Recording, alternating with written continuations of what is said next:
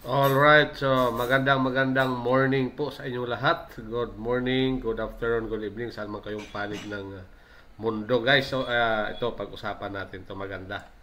Okay, so, ngayon ay mainit na pinag-uusapan yung Pi coin, no?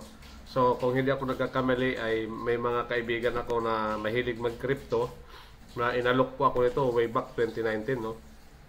Pero last year lang po ako talaga nag-try na mag-mine dito kay Pi. Hindi ko lang sasabihin kung ilan na po yung na-mine ko. Basta meron tayo kahit papaano po dyan. No? Kaya masaya tayo dyan kapag nagkatotoo po ito. Pero as of now, ang gusto ko pong i-share sa inyo is yung marami kasing nagtatanong kung malilist daw ba sa Binance yung Picoin or itong Pi Network, no? Okay, so para mas mabilis at mas maging reliable yung ating research ay tinanong po natin itong Perplexity AI. Okay, so uso na po ngayon guys yung mga AI, no, para madali po yung pag-research natin. So ito po yung sagot, nasa screen naman po natin, no. Ito po, sabi niya, is it true that Pi is going to be listed in Binance? So, bakit maraming nagtatanong kung malilist sa Binance? So, for your information, ang Binance ang siyang pinakamalaking wallet exchange, crypto wallet exchange sa buong mundo. Okay. So, exchange, no? Ganito po, sa physical or halimbawa, yung pera, yung palitan, no? Yung foreign exchange. So, meron tayong mga physical na mga pwesto na pupunta tayo doon para magpalit ng pera, dollar o real o anuman. So dito po sa cryptocurrency ay mayroon din po tayong ganong exchange. Nga lamang ay hindi po ito physical na nakikita natin na pupuntahan po natin yung mga tindahan, yung mga pwesto, yung mga exchanges na yan. Ito po ay sa online. At itong pinakamalaki na exchange ng cryptocurrency sa buong mundo at pinakamaraming tao na nag-trade po dito ng cryptocurrency. Kaya, ini-expect ng karamihan na kapag ito na list, lalong magpapump ng husto po yung Pi coin na to. So, mainit na pinag-uusapan ngayon yung Pi, no, sa buong Pilipinas. Hindi lang Pilipinas, sa buong mundo, iba-ibang mundo kasi nakikita ko sa mga social media platform, no, sa X, dating Twitter, lalo na dito kay Meta, sa Facebook, napakarami po dyan na mga halos mag-away-away na sila dahil po sa yung iba talagang sobrang hype sila sa Pi. Ako, hindi naman ako anti-Pi at tayo po ay sumabay lang, no? At hindi naman tayo sobrang fanatic dyan sa Pi, pero kung sakali naman na talagang magkakatotoo yung prediction ng karamihan tungkol kay Pi, ay isa na po ako, ang inyong lingkod ay siyang medyo mabibiyayaan din po tayo ng kahit papaano. At sapat na tayo po ay magiging masaya dahil magagamit natin yung mga biyaya na to sa atin pong una, sa sariling pamilya, at ganoon din po sa atin pong mga gawaing paglilingkod sa kapwa. Okay, so ito na po, basahin ng hapon natin ito. So, is it true that Pi is going to be listed in Binance? So, ang sabi po dito, answer, Binance launched a community vote. Nagpa-community vote na pala yung Binance. Kailan pa? Noong February 17, 2025. Pansinin nyo ito, February 17, 2025. To determine whether Pi Networks token or Picoin should be listed on their platform. So, para malaman nila, pinupulsuhan po nila yung mga tao. Kaya nga pulso ng bayan, no? Mga kapuls, no? Mga kapulso, hindi false pulso. Okay. So, pinulsuhan po ni Binance yung mga traders or mga investors po dito kay Binance sa platform na to kung ano ba yung gusto ng karamihan ng mga Binance user, kung gusto ba nila na ma-list itong Pi na to. So, ito na po. Basahin po natin yung kasunod. As of February 18, anong pitsa ba ngayon, 19 na ngayon, no? Kahapon to. 2025, ayan. 85% of voters, 85% ng voters. So, majority na ito. Supported listing Pi Network on Binance.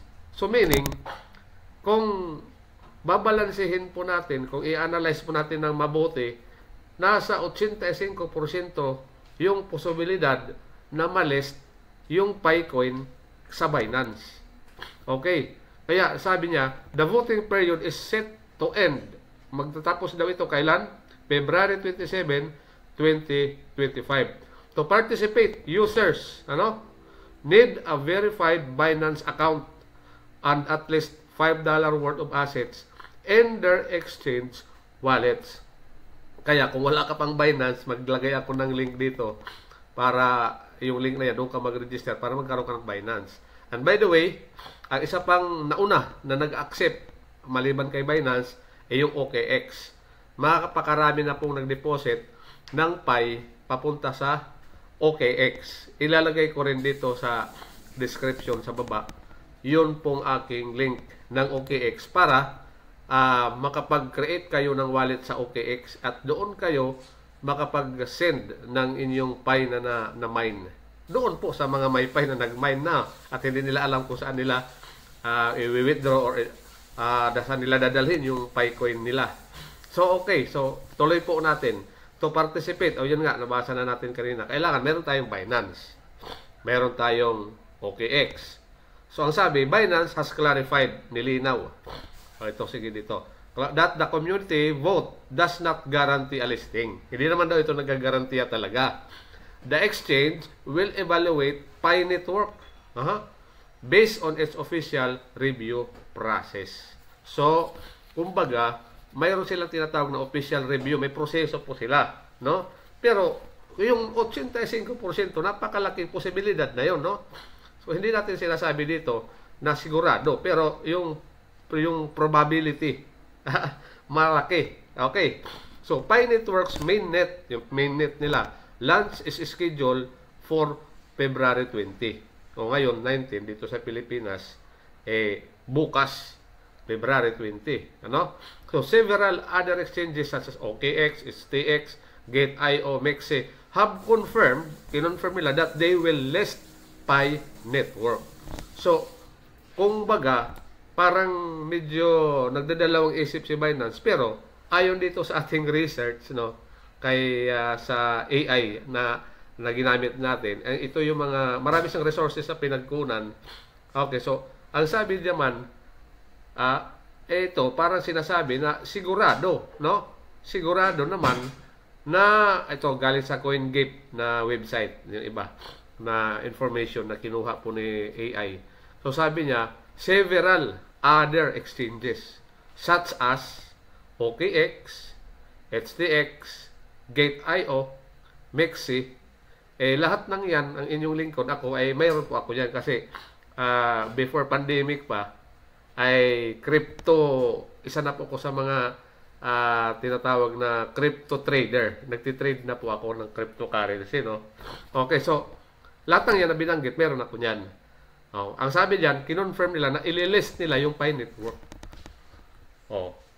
Kung mag-list pala yung OKX, HTX, Gate.io, Mexe, apat na yan.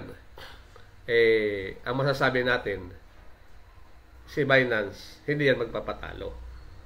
Malaki ang posibilidad na i-list din nila si Picoin.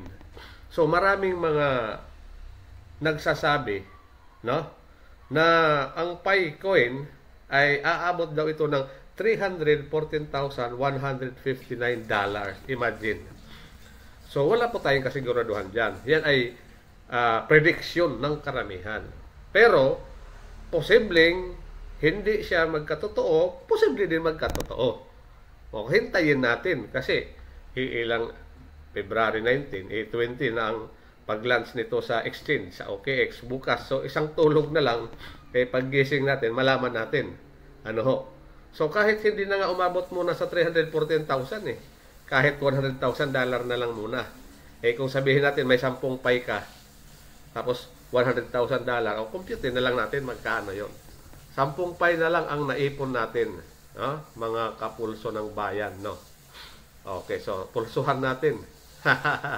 Okay, so 10 times 100,000. Okay? So 1 million pa rin. $1 po 'yan yung pinag-uusapan. So 1 million, di ba? 10 times 100,000, meron kang $1 million.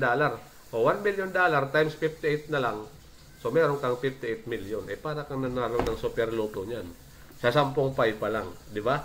O, wag na muna natin yung mga prediction ng majority is 340. Sa $100,000 na lang natin kinumpute. Kaya, masaya talaga kapag ka nag-pump yung pay bukas, isang tulog na lang. Okay, so doon pala sa mga nasharean ko dati ng pay, kumusta naman? Okay, hindi ko na kayo babanggitin yung mga pangalan nyo. Nag-mine po ba kayo?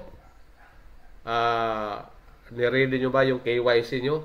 Kasi marami ngayon, may mga pay sila, libo-libo yung pay po nila, kaya lang hindi nila ma-withdraw. Hindi nila ma-process kasi yung KYC. Ano yung KYC? Know your client or know your customer. Kasi sa KYC, magsasubmit ka nung kung ano yung pangalan na niregister mo, dapat magtutugma yung mga ID na hinihingi. At yung cellphone number para doon sa verification code na ipapadala during the process ng KYC. Kapag ka nawala na yung number na ginamit mo doon, malaking problema. Maglalaway ka na lang, ang dami mong pay, pero hindi mo mapapakinabangan.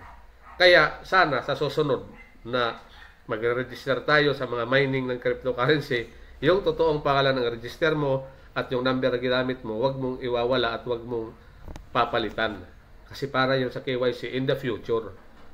At yung mga IDs kasi na hihingiin, kaya may kailangan magtutugma doon sa isasubmit mo na ID at doon sa pangalan mo na iniregister sa kanilang platform or sa kanilang website. So, konting paalala lang guys, no? So, hanggang dito muna tayo, no? Huwag muna natin masyadong tagalan. Inuulit ko, na itong pay na to, na mainit na pinag-uusapan ngayon guys, napakalaki talaga yung potensyal nito. Para sa akin sarili, no? Malaki potensyal. Okay, although hindi ko masabi ng diretsa na sigurado na 300,000 mahigit dollar, ang masasabi ko lang, abangan na lang natin, no? Kahit na hindi umabot ang 300,000, 200,000, 100,000, pero nandoon pa rin yung what if magkatotoo. Di lalong mas masaya. So, maraming salamat at huwag kakalimutan, newbie content creator po ang inyong lingkod, baka pwedeng suportahan po niyo ang aking channel kahit mabilis lang naman, madali lang naman.